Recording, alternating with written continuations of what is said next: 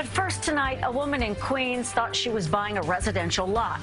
She ended up owning a New York City street.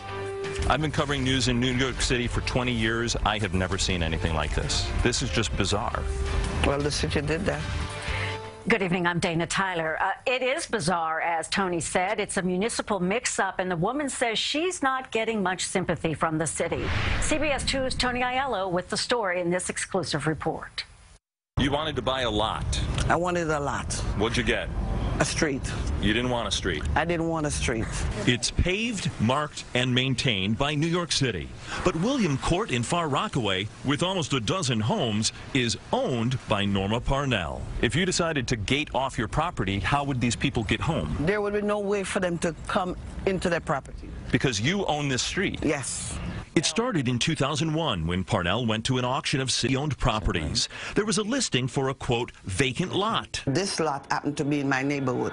The map showed a long, skinny piece of property. Sight unseen, Parnell bid $30,000 and won, figuring she'd sell pieces to adjoining homeowners.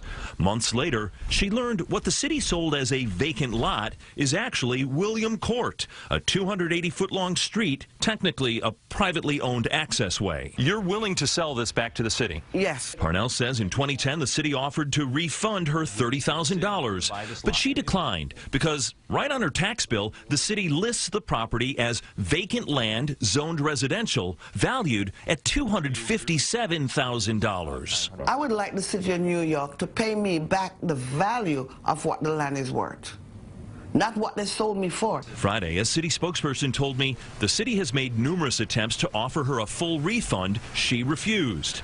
Even though the city values the property at $257,000, paying Parnell that much, quote, was not an appropriate use of taxpayer money. It's been like hell because I felt so stupid. It's an old lesson. Let the buyer beware, especially when the seller is the city.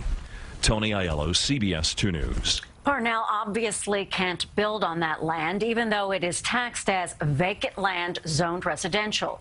The taxes are about $1,000 a year.